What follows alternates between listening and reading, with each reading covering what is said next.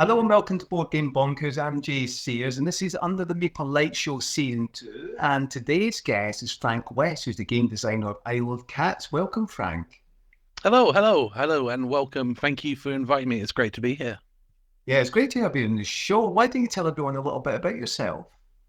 I am a game designer and self-publisher. I publish only my games so far, and my first game was The City of Kings, kind of around 7 years ago now. And since then, I've released Vidoran Gardens, The Art of Cats, Explore and Draw, and Racer Raft. I kind of one game every like 18 months is what I generally aim for, and I just design games that I want to design. I don't focus so much on trying to create the same kinds of games or catering to the same types of people. I just want to create interesting puzzle-based kind of games, and been very lucky to be able to enjoy it for a number of years now. Fantastic. And I'm loving your background. What's that based on? So this is kind of based on like the universe of all of my kind of games to date. So originally it was a big piece of imagery that I did for the City of Kings. And then since then I've kind of added characters such as the blue cat and the Amvengi, which are the kind of fox-like creatures. And there's also a few other kind of cats and creatures just hiding away in there. So I slowly update it, but it just shows all of the characters kind of together in the world. Fantastic. So I'll just explain what this is all about. For those who perhaps are new to the show, perhaps they've just popped onto this video, not quite sure what it's all about. Well, we'll be presenting what was originally 10 questions to a guest or drawn out of this pot. We'll actually be drawing 9 now because a final question won't be a question, it'll be a scenario. We'll be taking these scenarios and presenting it to a guest. So we'll see how they fare. So, will I get 5 on the Meeple Lights, or will they be a little bit nervous? Well, we're about to find out as we dive deep in and draw out some questions to a guest. So, Frank, are we ready? I am. Let's take it away. I'm looking forward to seeing what comes out. Fantastic. So, let's draw our first question. So, question 1, Frank. What's one thing you wish could be automated in your job? Oh, it's many things. I would say there's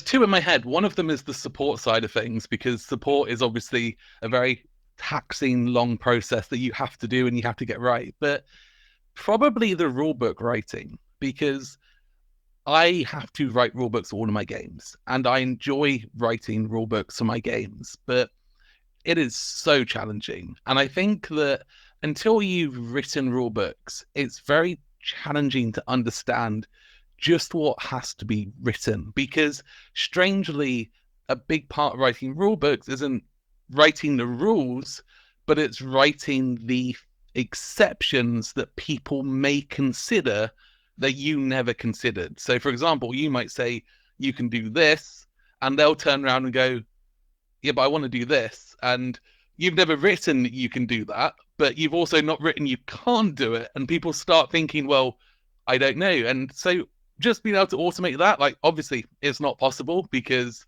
there's a lot of thinking, a lot of research. But if I could snap my fingers and just say, hey, make the perfect rule book for this game, then I would love that for sure. Yeah, and certainly, I mean, I've written a few rule books. It is challenging, and to explain a rule in as few words as possible is challenging itself. And trying to write a set of rules that people can understand is elegant enough, and also allows the player to fully understand what I can and cannot do. Is a real difficult challenge indeed. So I don't envy people who write rule books because I know how difficult it is. In fact, I'm not great at writing them, which is why I'll be going down the line of paying someone to actually fully rule book, because it is tough. Yeah, there's so much to consider, because as you say, you want to write something that's very short and you want it to be precise, and you want people to look at it and go, I can move something from A to B. And you look at it and go, that's great. And then you think, well, people might question, can you move it to C? And do you need to say, no, you can only do A to B? And then you write something, and now that rule is longer because you're trying to clarify something that some people may consider an issue, but the majority won't. And if you start covering all of those clarifications, your rule suddenly goes from 4 or 5 words to half a page, and it becomes really hard to know what do you include, what do you put like in an FAQ at the back, what do you have, and yeah, big taxing, challenging job for sure. Yeah, absolutely. And yeah, good luck to all those who are just starting off to board games, because you'll come up with a challenge. Yeah, absolutely. So let's move on to question number 2. Okay. Well, we've had one jump out there like the fish. We'll put that back in. There we go. That one doesn't want to be asked. That one's off on the sides. That's that one's saying answer. Yeah. Okay, let's see what question 2 is. Does there need to be more diversity in board game design? So I assume you're specifically there talking about the actual within the designs of the games as opposed to designers. And I would say yes. I think that, I mean, the summary would be you can never have too much diversity in anything, right? Until you've covered everything and included everything, then I don't think that you can go too far with it.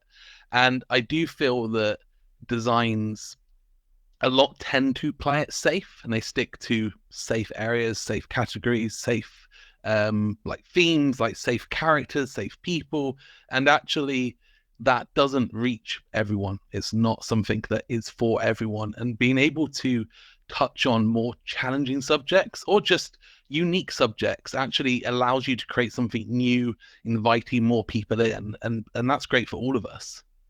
Yeah, absolutely. And I've seen quite a lot of board game geek threads. And for people who don't know what board game geek is, it's first the number one, definitely the king of forums and websites when it comes to board games. We see a plethora of board games on there, as well as a forum that people engage in. And you see quite a few posts about the lack of diversity in board games. Why are there only Caucasian white people in these cars? Why are there no black people? Why are this? And it's interesting because you can't cover everything. It's impossible. And I don't think people intentionally go out there to deliberately exclude certain cultures or certain individuals. It just happens naturally and organically. And it's great if people do include diversity in the games. That's fantastic, because it shows that we live in a diversity world. But you're right, you can't include it all. It's impossible. We have a tendency as humans to use the life that we've lived as the kind of reference points for the decisions and the creativity that we kind of have. And it's very hard for someone to consider options outside of their own groups unless they're aware that they need to be considering those things or people are making them aware. And it definitely is interesting the amount of people who over the years have come to me and shown me board game designs, and it's been a full set of male white characters, for example, right? And it's not because they have tried to just be non-inclusive. It's because they literally haven't considered the concept of kind of outside of that. And that's a learning point for them, right? And the vast majority of people, when you turn around and say, hey, have you actually thought about the fact that it's not just going to be men, it's not just going to be white people, there are a whole range of different people that you can include who may want to enjoy this game and feel represented. And soon as you say it to the vast majority, they feel kind of sad in themselves to have not even considered it or realized it. And as you say, it wasn't a deliberate thing. Sure, there are always bad actors, but I think the more that kind of inclusivity comes in, the more that we kind of talk about it, the more that we kind of help people in a friendly manner and explain to people, right? Not jumping at someone straight away and saying, hey, you've obviously done this badly, but just giving them that chance to kind of learn. And as long as they're willing, then, that's a really good step in the right direction. So let's dive into question number 3 then, Frank. Sounds good. Here we go. Let's see what this one comes out with. So number 3 is, what's something in the board game industry you're looking forward to? It's a funny thing to kind of look towards the future, because over the last 5 to 10 years, the board game industry has changed so much. It's grown so much. It has started to kind of widen so much. I always kind of say to myself, if you go back a while ago now, everyone kind of played every board game because that's how it was. But now you have themes, you have genres, you have styles of games, things that you enjoy. And it's amazing to look at just how much it has opened and grown in recent years. So to imagine how much further that can go is really hard to consider. But at the same time, the board game hobby as a whole is still so small compared to many other hobbies. If you look at obviously video games or things like sewing, it's such a small comparative group of people. So for me, really, the thing I look forward to the most is just watching board games continue to grow, continuing to get into more places. In America, you get board games now in superstores like Target and Walmart, like the giant shops now have board games. In the UK recently, we've seen some of our stores like Waterstones recently, a bookshop over here, has started putting more and more board games into them. And they're big, proper, modern board games, things that people think of, Wingspan, Gloomhaven, these big, giant games. And to see that happening is amazing, because a few years ago, I would never have imagined that. So what I most look forward to is just seeing board gaming kind of continuing to grow, more people coming in, and there being more and more diversity, more and more range in games, more and more people enjoying those games, and it just becoming a bigger part of like more people's lives.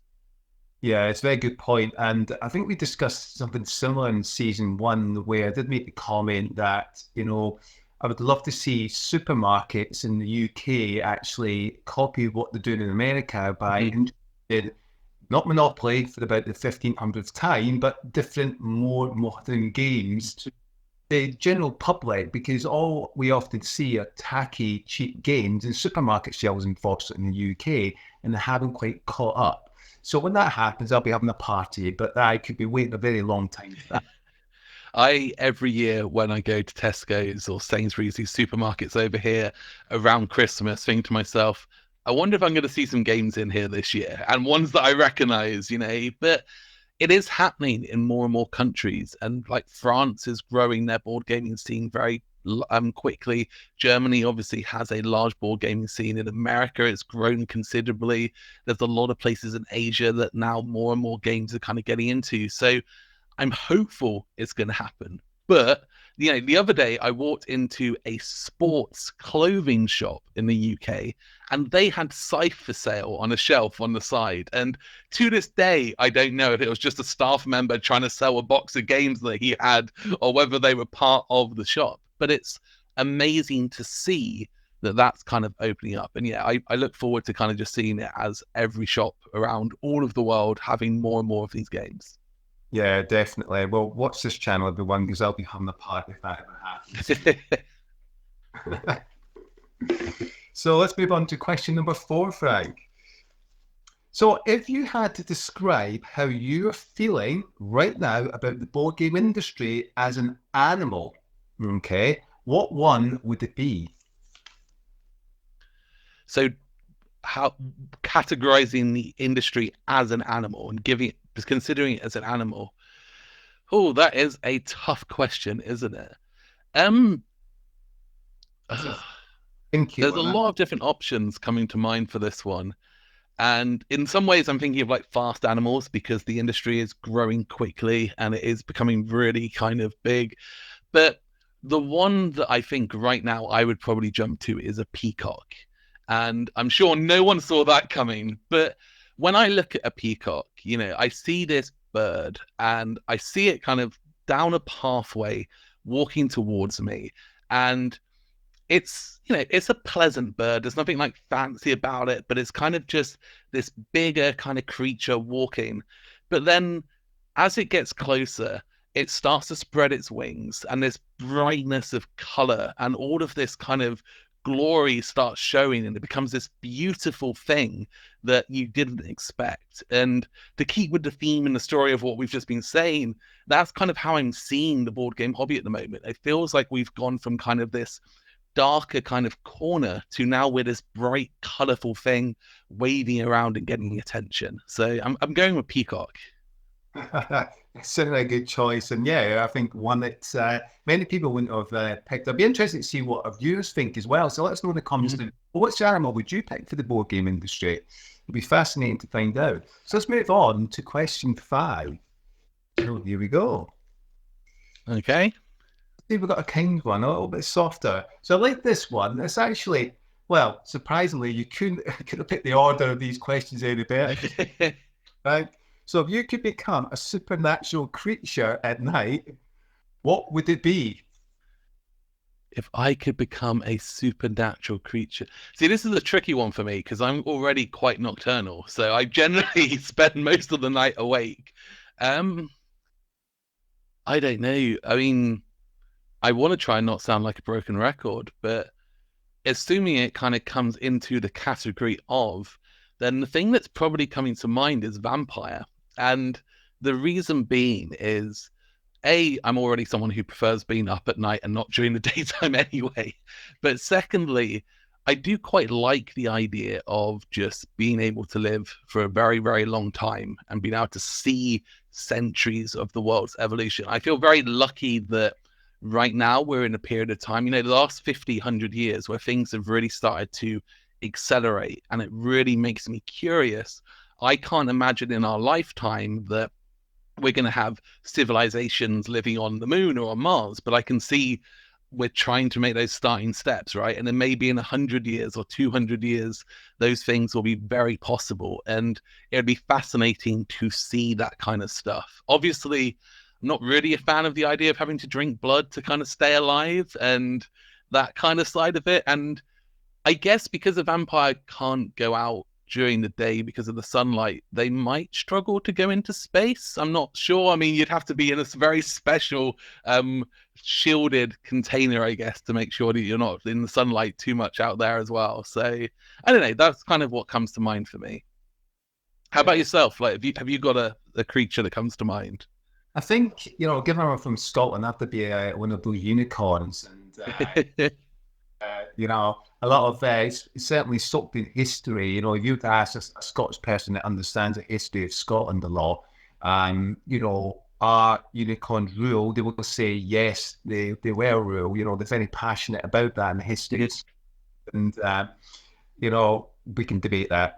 Whether that's actually true or not. Well, crack on. But I think a unicorn because they were well loved in Scotland. Well thought of as a kind of national animal that everyone adored. As that kind of iconic statement of Scotland. And I think that for me because I've got that magical sense about them, and they just bring that happy magical moment into people's lives, and that's why I'm going to use that as that kind of softness, the happiness, that mystical feeling that would bring into somebody's work. I think that's why I would pick a unicorn.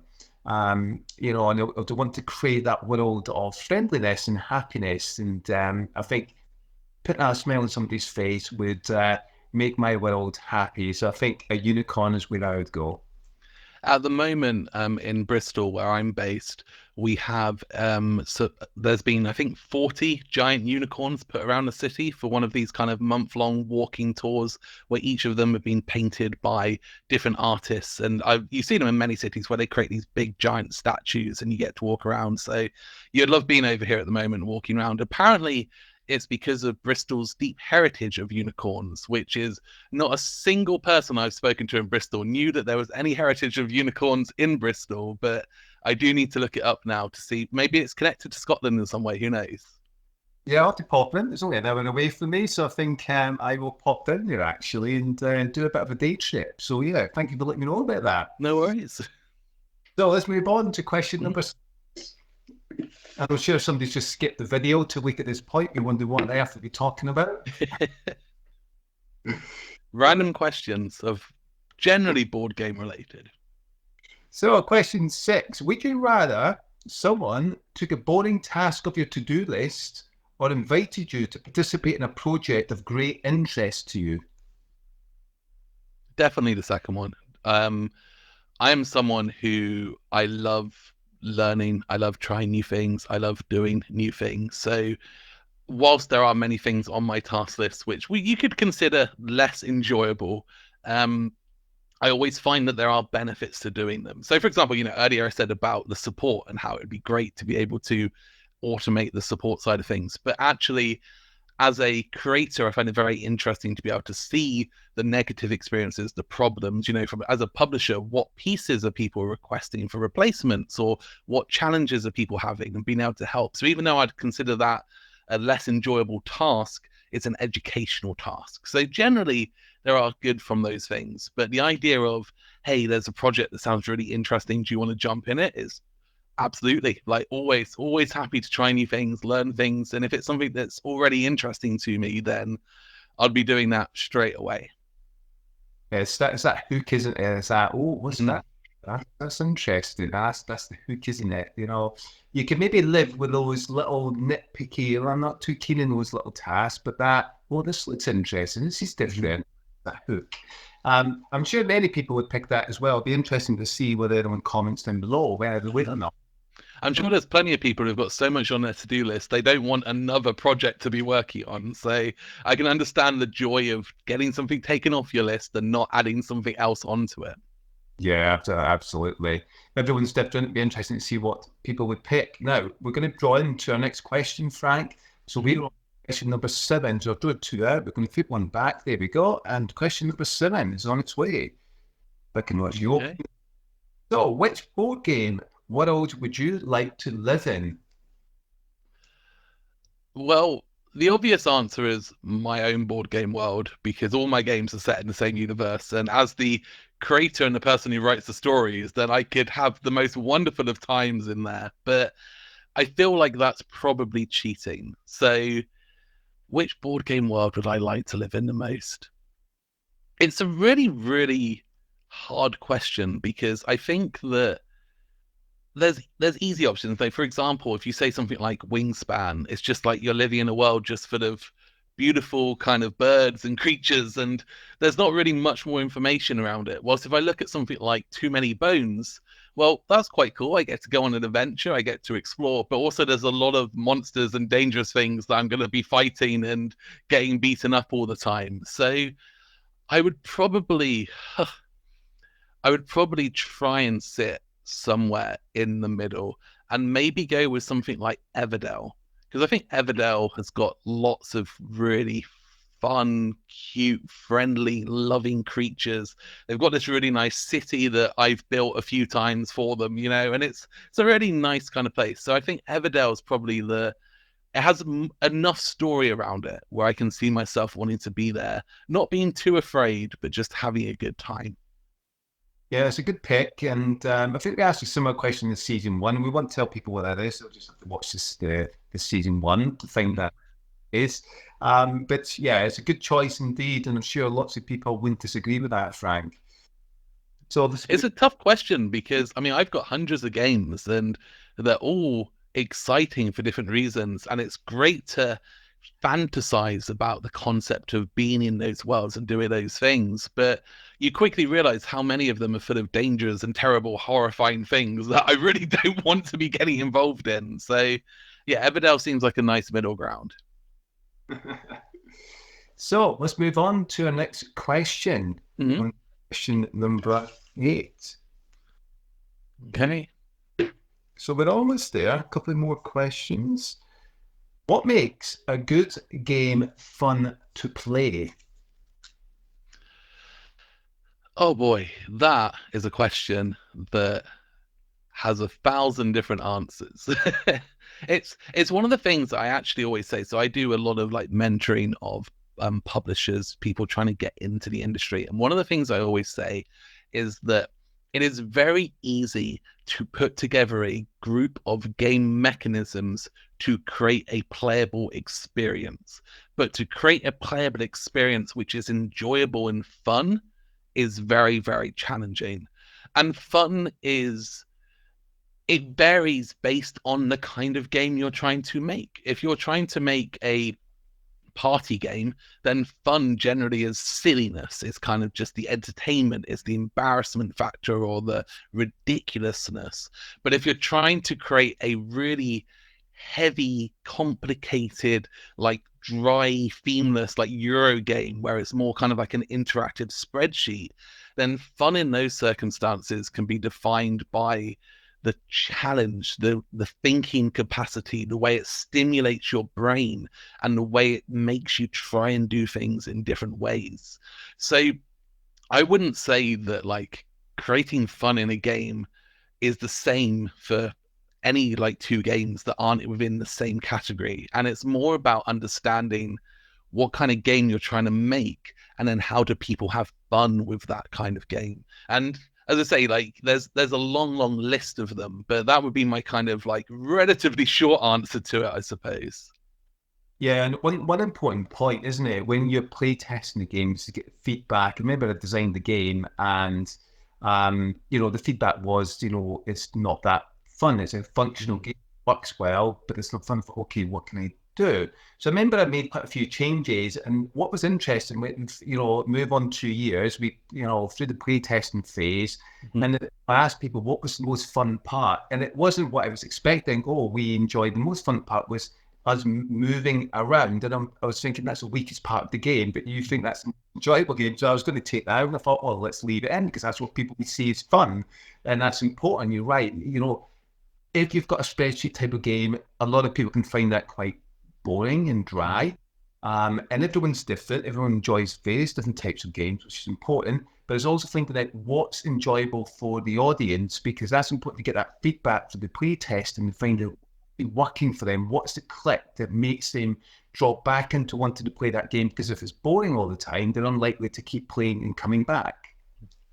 And often, for a wide group of games, fun can be built out of interaction, and fun can be built out of surprises, unexpected stuff. And I don't mean like, hey, you've drawn a card randomly from a deck of cards, and now everything's changed. Like most people, they don't enjoy that. But surprises of kind of, I've drawn up a card and suddenly there's like a big picture of a spider on there, and I hate spiders, so I throw the card across the table.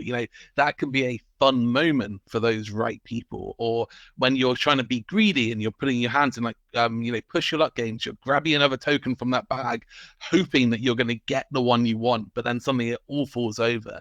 So kind of surprises, kind of those moments and interactions for a lot of people can be those critical moments. But as you say, it's about understanding for the game, what do people find fun in that game, and then how can you harness that to make that a core part of the overall experience.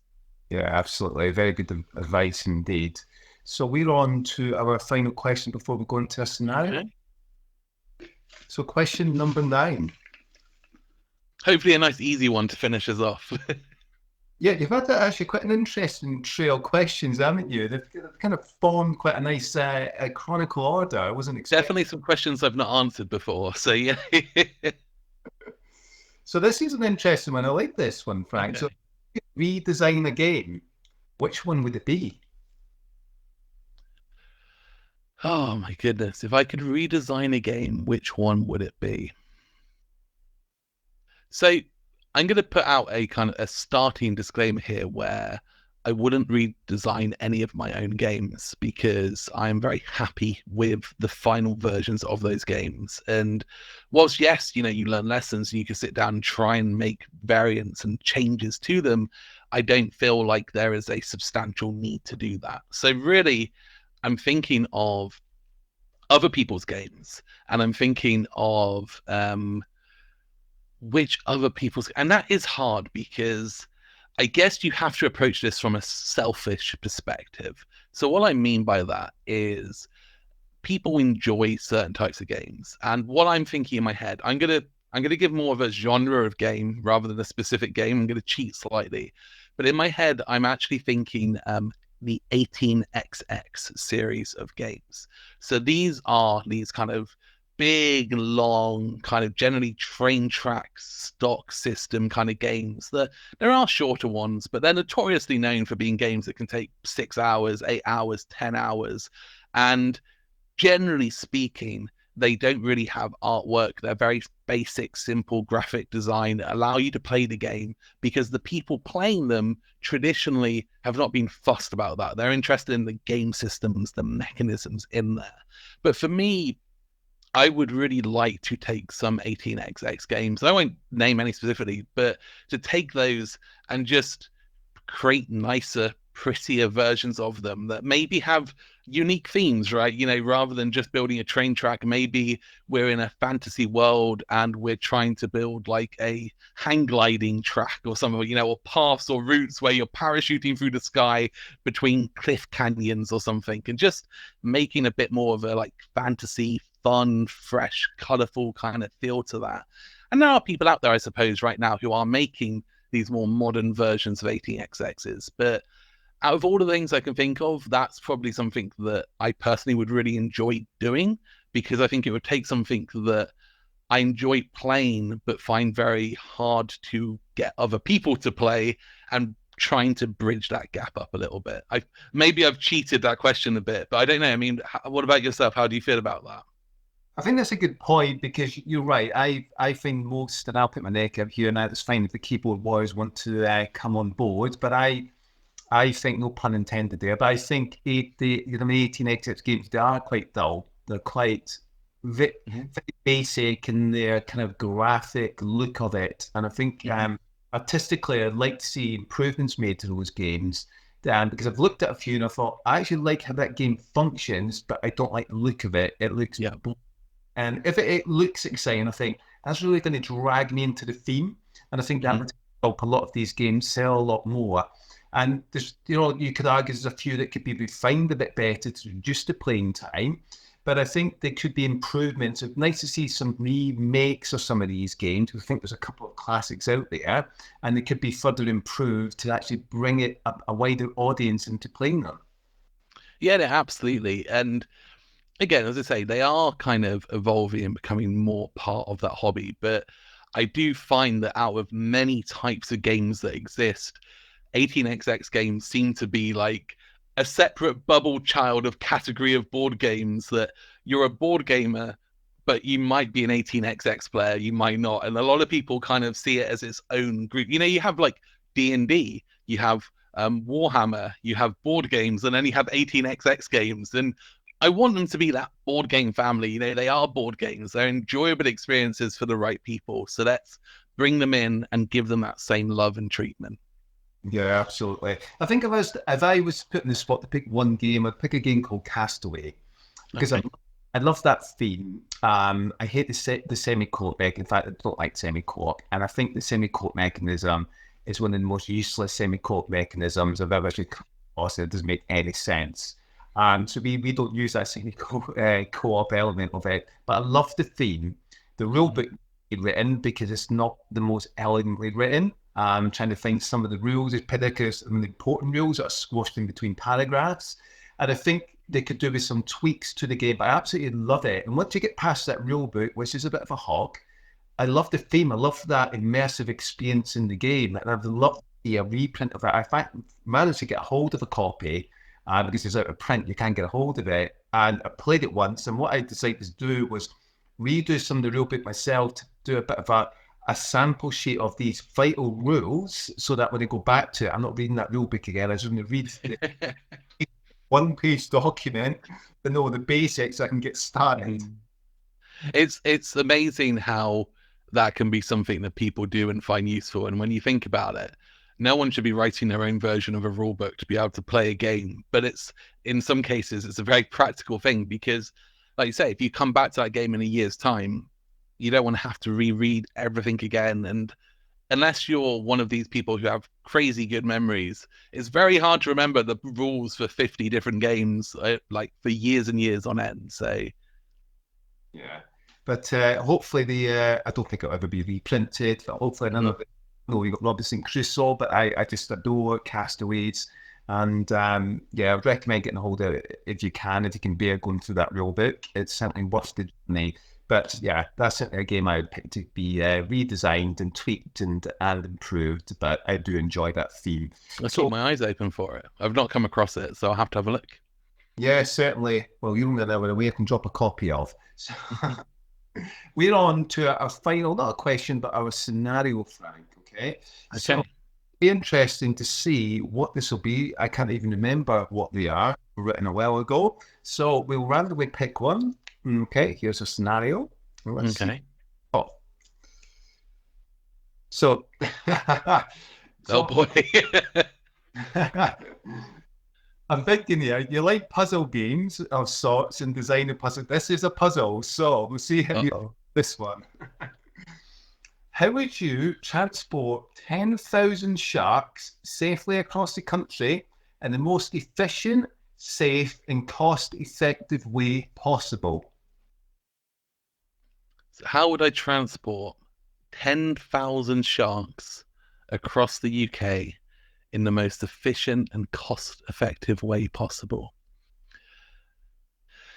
That is a good question. So the immediate answer into my head is that I would probably just try and like herd them through the ocean or around the beach and then up a river to where they need to be. But that seems kind of somewhat cheating, but it feels like a logical answer of they're going to be in water, get them to the ocean. The ocean takes them all the way around the country. There's going to be rivers that come in. It's going to get you pretty close to where you want to be. Um, Digging doesn't seem like a good option because the cost of digging your own water river system would probably not be great. Um, like shipping containers on the back of trucks, they're going to be problematic because I don't know, but I can imagine the vibrations of the water and the creatures in there is not going to be great. It's going to be very heavy. And realistically, I mean, I don't know how big these sharks are. I'm assuming in my head we're thinking like 6 foot, 10 foot kind of bigger sharks. You're only going to get a few of them in a shipping container at most. So really at that point you're talking about like individual helicopter trips, where you've got like a kind of 4 ropes and like a parachute filled with water and the shark in it, which also doesn't feel overly practical. So money wasn't an option, probably the helicopter route. If money as it was is more of a challenge, then probably trying to herd them around the ocean and getting them to swim up a river. I don't know if that's cheating too much or how you feel about that as an answer. I think it's logical because you could use the canal system. Mm-hmm. I think that would be one of the safest and easier ways to transport them and one of the most efficient ways. And I think it would make sense because they're, designed for, well, large boats, fairly large boats to go. Yeah, exactly. And there's loads of them in the UK, isn't there? There's loads of river systems, canal systems all over the place. A lot of them are man-made and allow you to go up and down hills and all sorts of things. So I think it's a good way of getting them around, assuming that you can get one to where you want to be. Yeah, and they're only going in one direction. They can't turn around. So we'll go with that answer. It's a good answer, Frank. So that brings us to the end. We hope you've enjoyed this. Thank you for watching. A big thank you to our guests for joining us. And if you haven't already done so, please consider subscribing to the channel and give this video a like as well. We'd love to get you involved, so please leave a comment down below. Let us know your thoughts on today's show. We hope you've enjoyed it. And if you haven't already done so, please consider watching the other shows of Under the Meeple Lights. And we hope you've enjoyed this. My name's Jay Sears, and thanks very much for watching. Until next time, take care.